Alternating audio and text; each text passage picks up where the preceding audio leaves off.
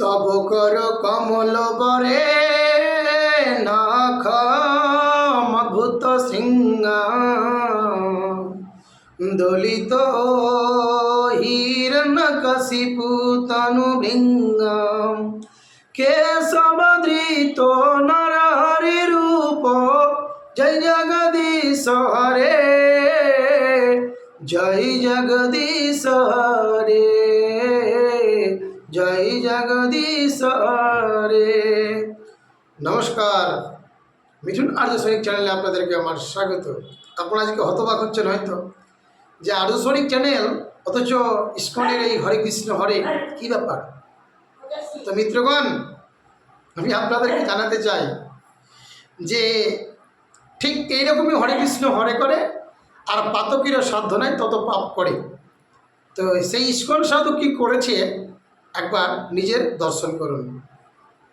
उत्तर प्रदेश के मथुरा गोवर्धन में पुलिस ने एक युवा साधु अभिषेक मिश्रा को पकड़ा है। ये साधु ऑनलाइन प्रवचन के बहाने बीटेक पास युवतियों को फंसाता था, नशीला पदार्थ देकर उनके साथ दुष्कर्म करता था और उनकी वीडियो बनाकर उन्हें ब्लैकमेल करता था। छत्तीसगढ़ की एक युवती 15 मई को यहाँ आई थी।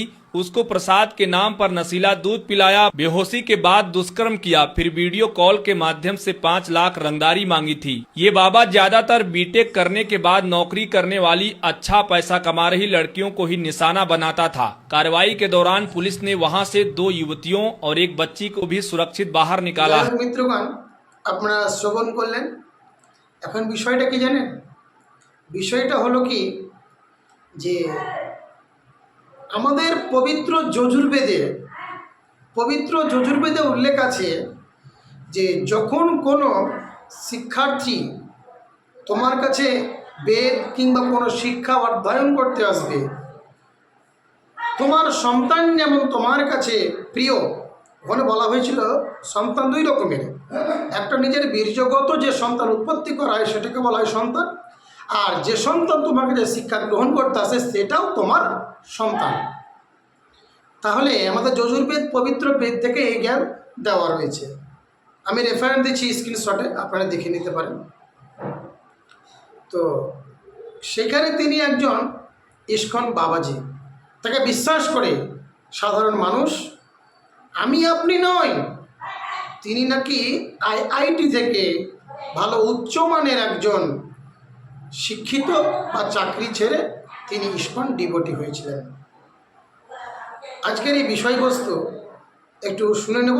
আমি যে প্রথমে কীর্তনটি করলাম সেই কীর্তনটিও শুনবো তার মুখ থেকে, এবং পুলিশ অফিসার তিনি কি বলছেন তাদের মুখ থেকে একটু শুনে নেব।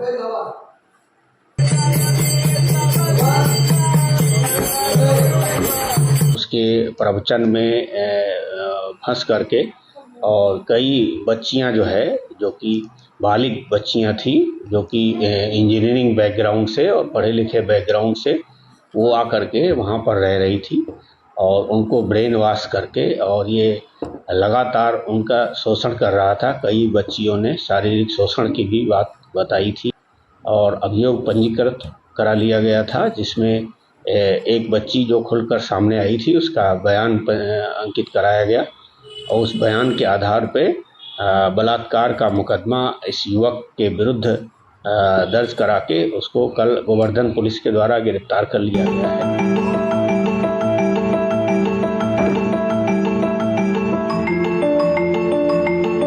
Hare Krishna.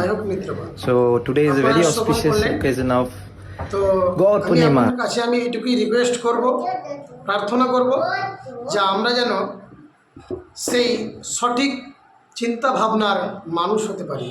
এটাই আপনাদের কাছে আমি করজোড়ে প্রার্থনা করি এবং স্বয়ং ঈশ্বরের কাছে প্রার্থনা করি যেন আমরাকে কখনো অন্যায় পথে যেতে না হয়। নমস্কার।